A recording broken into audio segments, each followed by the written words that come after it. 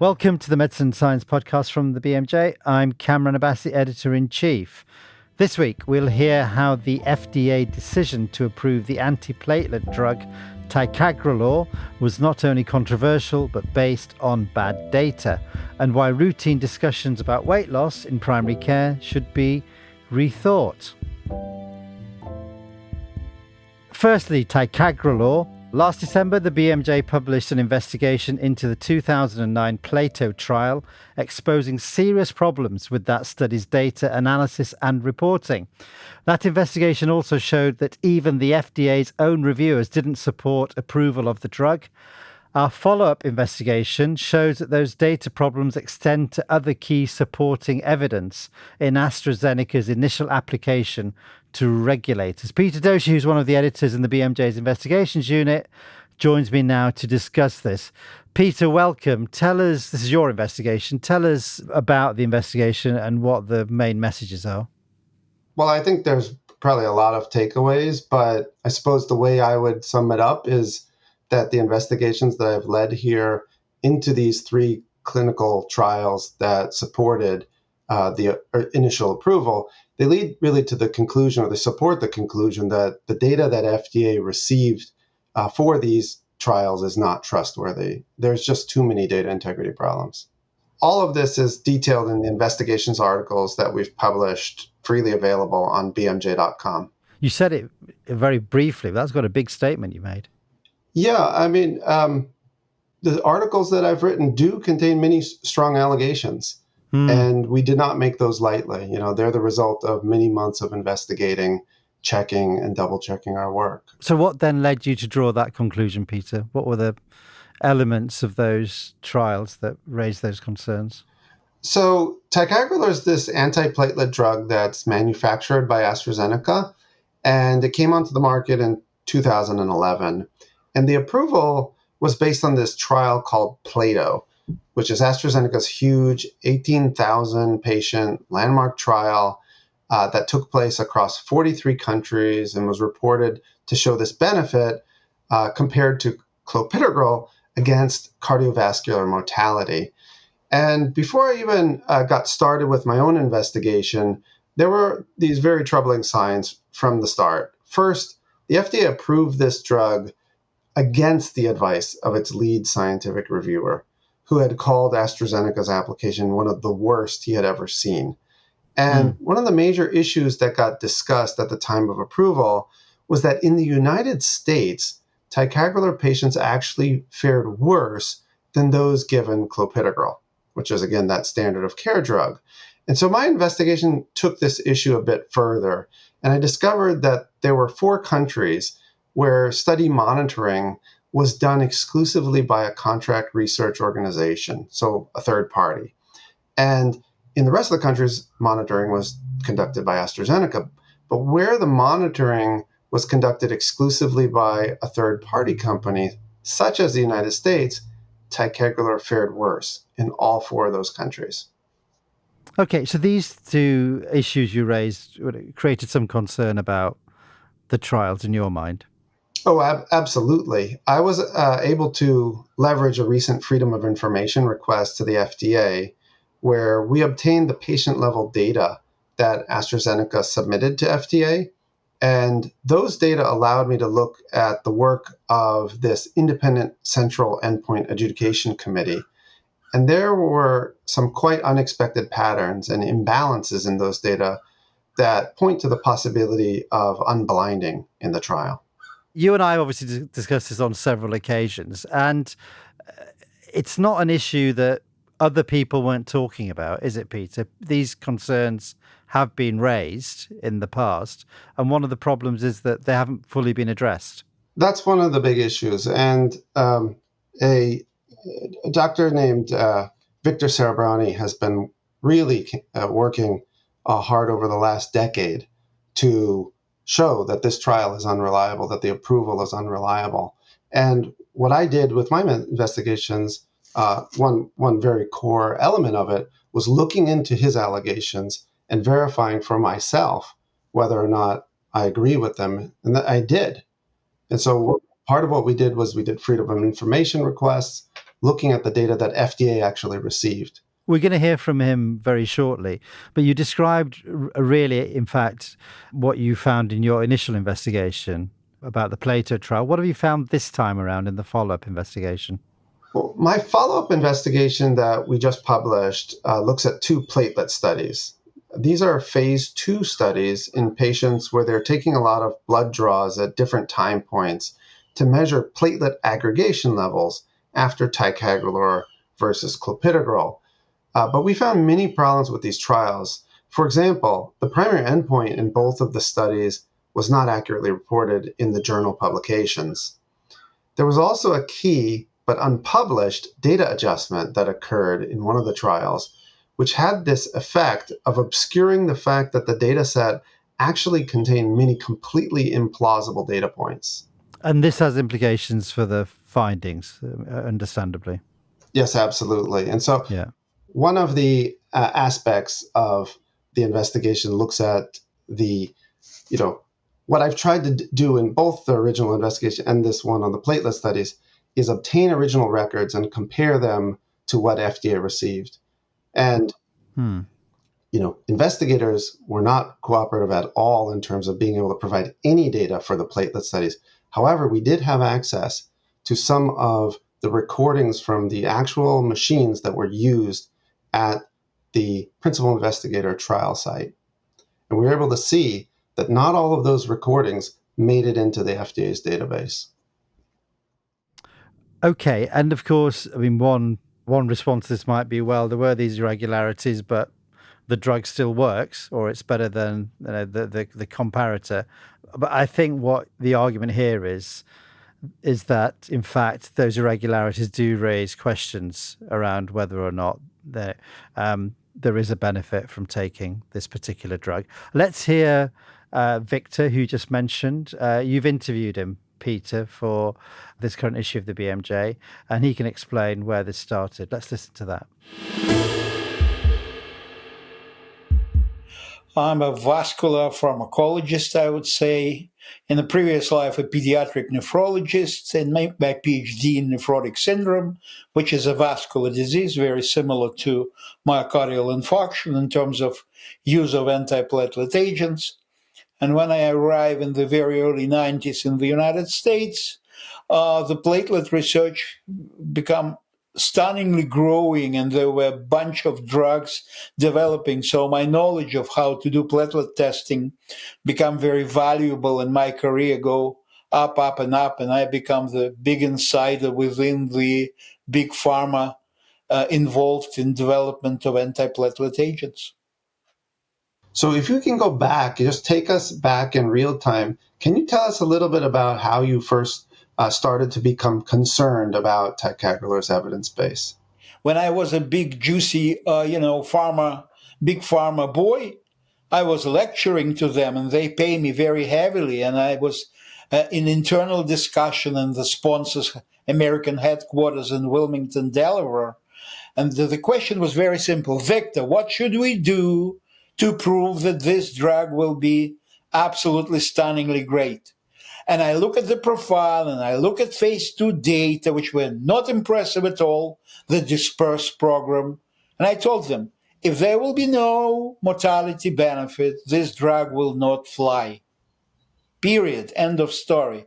And boom, guess what? They got the mortality benefit, which excites me immediately because I was, wow, that's absolutely great, before we start digging into the data. Why should doctors who are treating patients with antiplatelet drugs, why should they read the BMJ investigations? The benefit of antiplatelet drugs is very, very small. And it happened very, very early after the stent implantation in the coronary artery.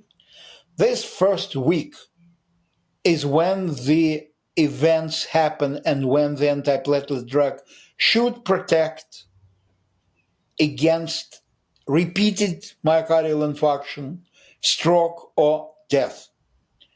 Since such events are very, very seldom without stent implantation, long-term use of antiplatelet agents is barely change anything. Therefore, any more trials rather than PLATO per se will not show any deterioration or any benefit. This is exactly what happened in the ticagrelor development.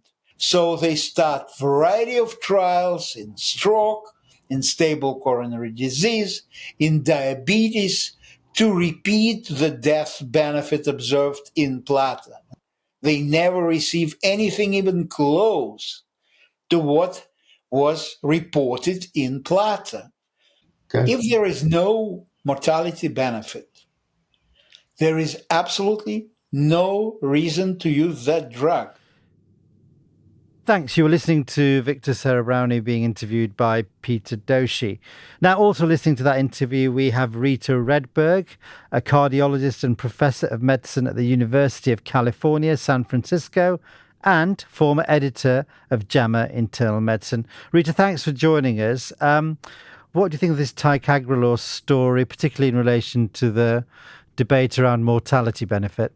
Sure. First, it's a pleasure to be here, and congratulations to the BMJ on this investigation. I think it's really important work.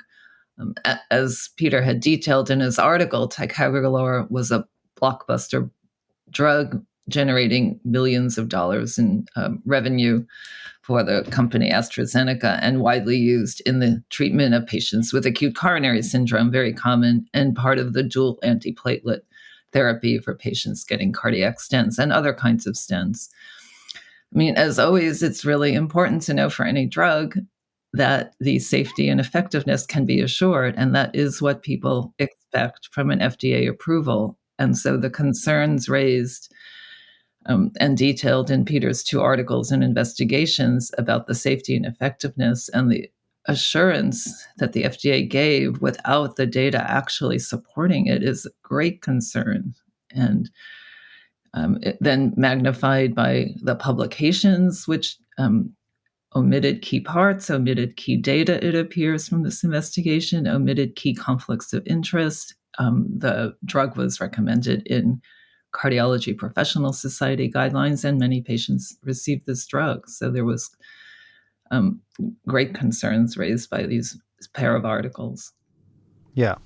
Peter, clearly you investigated this. You've, with Victor, looked into the detail of this whole story. And you've tried to have this investigated by responsible authorities. Where are you at with that? Yeah, so, as I was saying, the pieces that I've published make very strong allegations, and we did not make those allegations lightly. And so still, even though you've double checked all your work, you want to make sure that we can really stand that up. And so you have to, go to the investigators, because there's always this doubt that somehow maybe there's some other way to interpret what I'm seeing. So it's really key to speak with those accused parties, not just to allow them the quote unquote right of reply, but, have an open conversation with them and hear their side of the story. And I think one of the most concerning aspects of my work over the past year on this has been how many people are basically turning their back on the situation. And I was thinking about all the various parties, and there's actually so many people that I'd kind of divided into a few buckets here. The first bucket are the principals, right? The study investigators, the primary endpoint adjudication committee, the sponsor. The lead investigators of all 3 of these studies, these 3 trials, they have to date never responded to us. They either do not respond, or through a public relations office, they formally decline an interview. So that's one layer. The principals don't want to speak. Then we have the oversight bodies, right? And I think amongst these parties, the most stunning for me really was the chair of the Institutional Review Board, sometimes called independent ethics committees, at the hospital where the platelet studies occurred.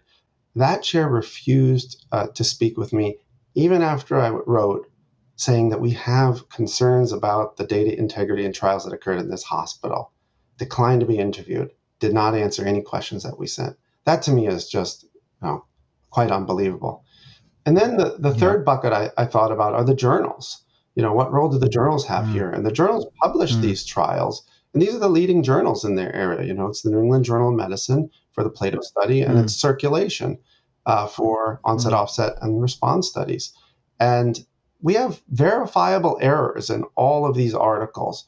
For example, in my latest investigation, the primary endpoint in the article is reported as statistically significant. But according to the company's internal report, it was a non-significant result. And the journals in both of these cases, these two journals have done nothing to correct the record.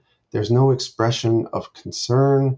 The New England Journal did say that they were in touch with the authors at one point, but then basically said, we're not going to do anything because they said it's an, quote, active topic of discussion in the literature, and that was the best place for further inquiry.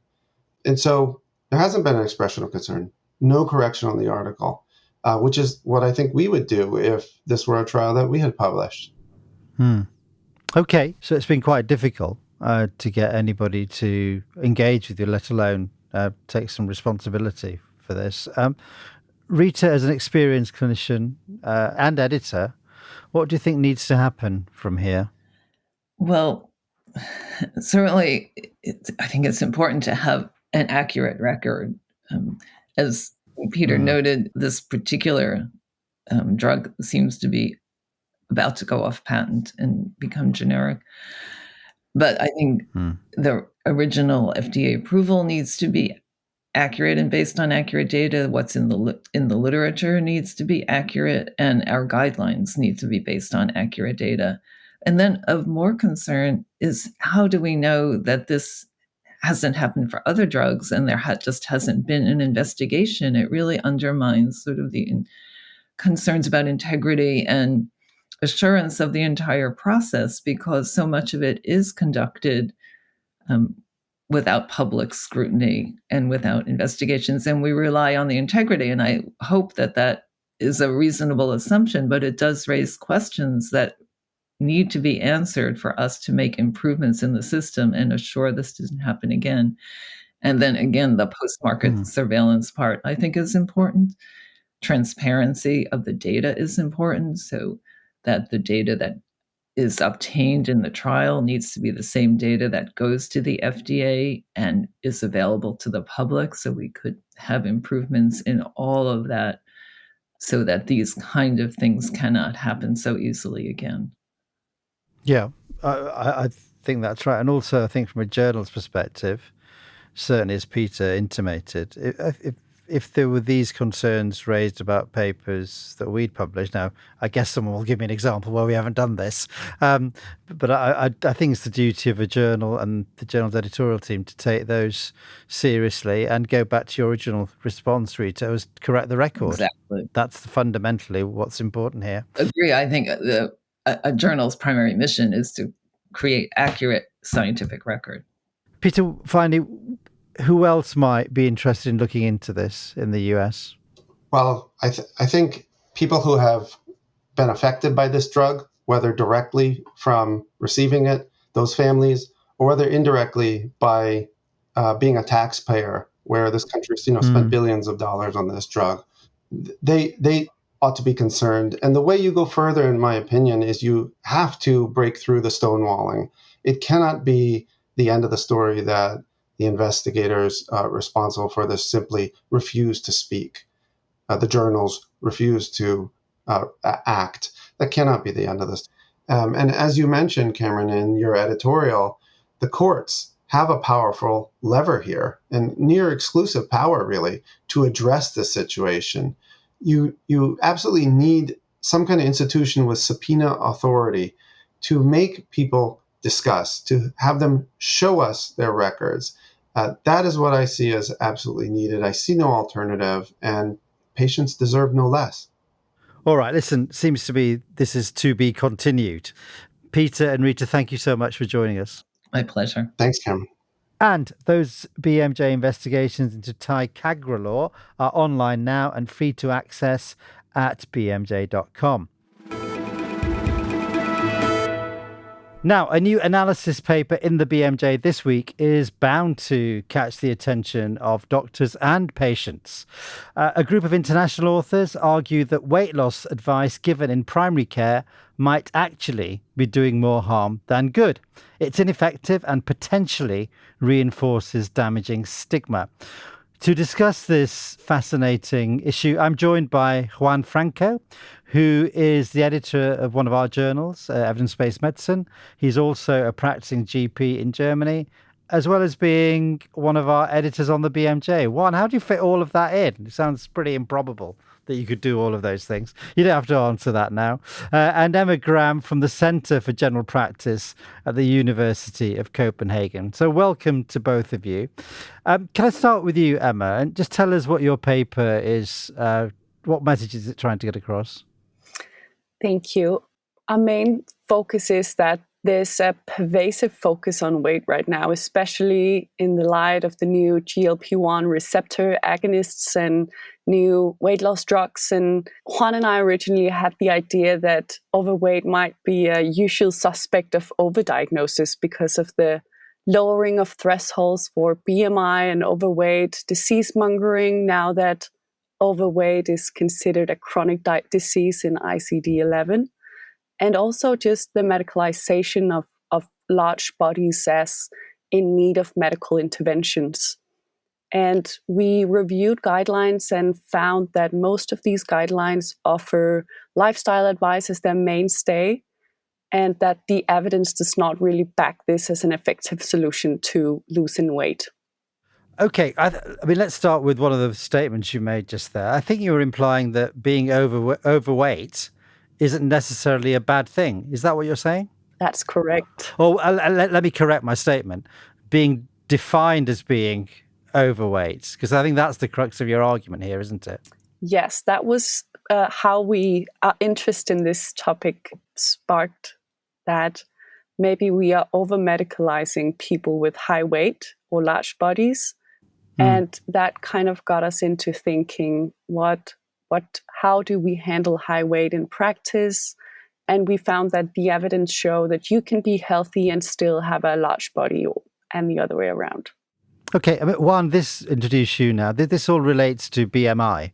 Could you explain what that is and why you think it's overused in this context?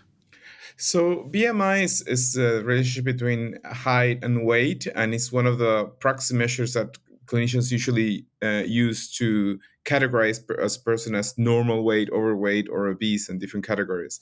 We know that BMI as a measure is not perfect because you can have a bodybuilder that has a high BMI and have very low adiposity and not be obese. But in general, it is a proxy measure of adiposity. And adiposity is what defines obesity.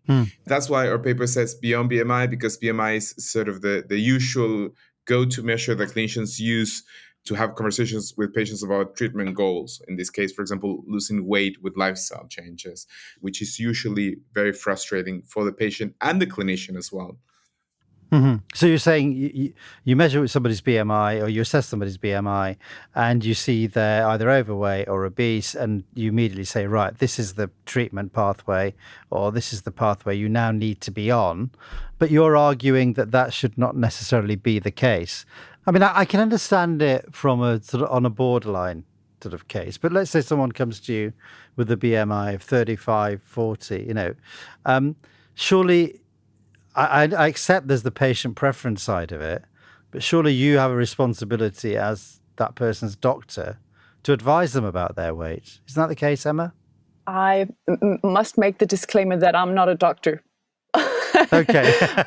But I think what we're trying to argue here is that new evidence points to that weight might not be as an important indicator of health that we have previously assumed, and therefore patient-centered care, evidence-based care should focus on broader outcomes or broader ranges of health outcomes than simply weight. And we should also acknowledge the kind of cutbacks of the mainstay of providing lifestyle interventions or lifestyle advice for these patients. Okay, I'm going to come back to you and ask you about the lifestyle interventions, because you mentioned about the evidence base for those. But let me put that same question to Juan, who assures me is a doctor. So if you're don't deny it now. If you see a patient with a very high BMI, surely it's your duty of care to that individual to advise them about their weight.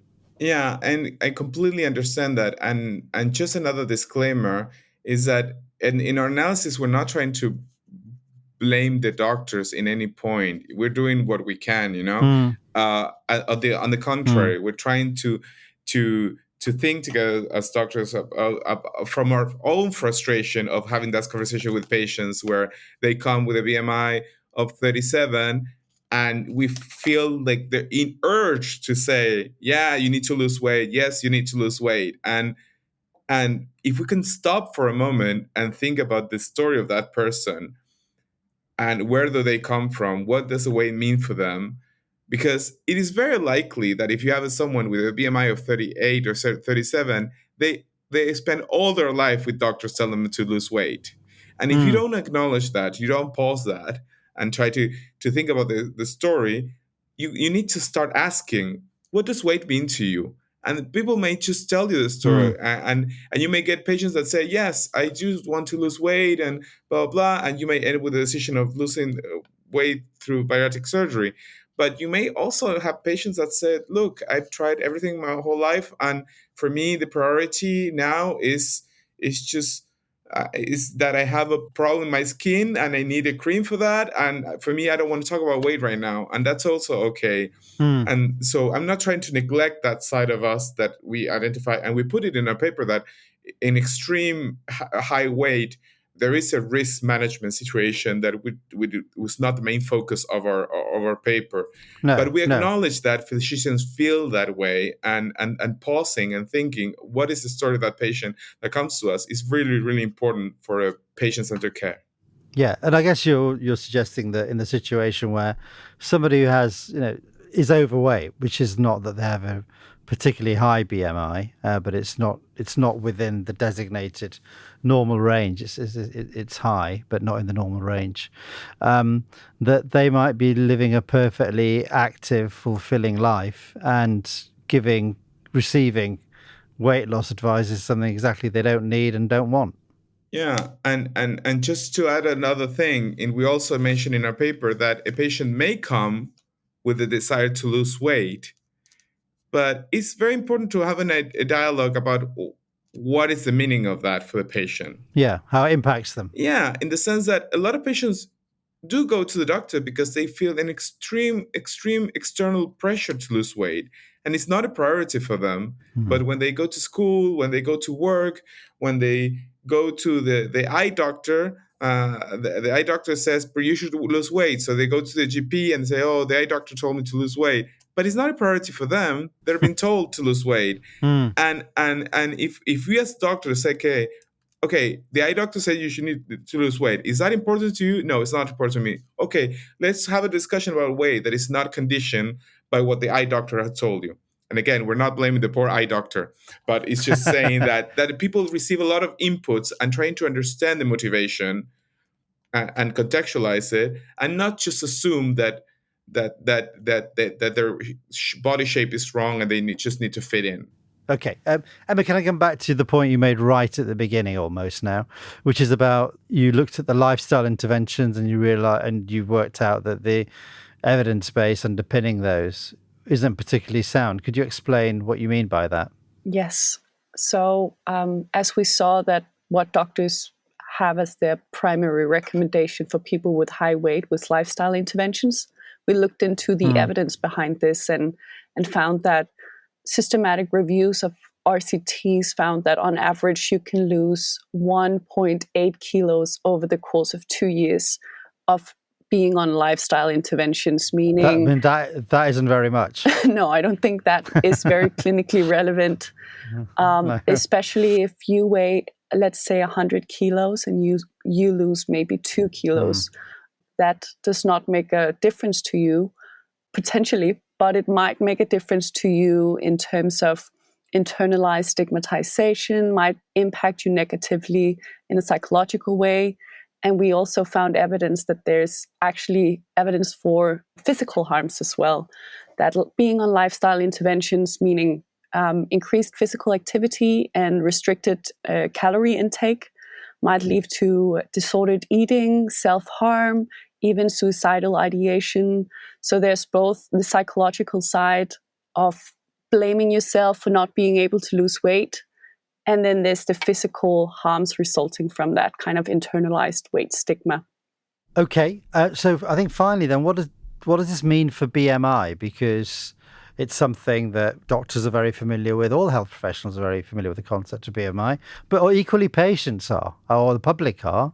I don't think it would be a rare occurrence for somebody to look up their own BMI on the internet and then think about how they might, what they might need to do. So what does it mean for BMI, do you think, as a measure or as an indicator?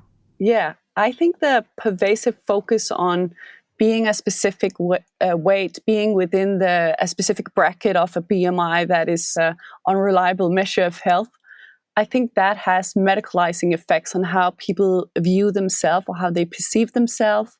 And as weight is in society, coupled with ideas about intelligence or even a discipline, or people with large bodies are often labeled as either lazy. And that's a kind of certain type of epistemic injustice where people are kind of perceived as less knowledgeable. So I think, focusing strictly on BMI as a diagnosis can have harmful medicalizing effects. Okay, Juan, what's your take on that? I fully agree. And it could be a conversation starter if people want to discuss, because patients know about that, and if they use their own calculator. But to zoom out, as Emma mentioned, I think from that single number and considering all the other factors that affect people's life, age, cardiovascular risk factors, their socio-economical circumstances and comorbidities and so on, and just their preferences at the end of the day is the most important thing. Okay, so if I were to ask both of you, and you don't have to give the same answer to this, what would be the single message you'd want people to take away from your paper?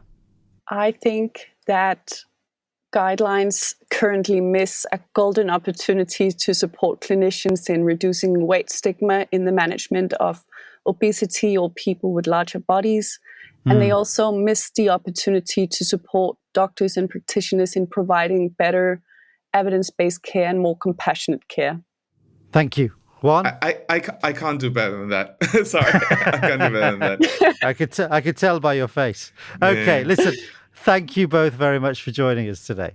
Appreciate your time. Thank you. Thank you so much. That paper, Beyond BMI, Rethinking Doctors' Advice for Weight Loss, is also online at bmj.com.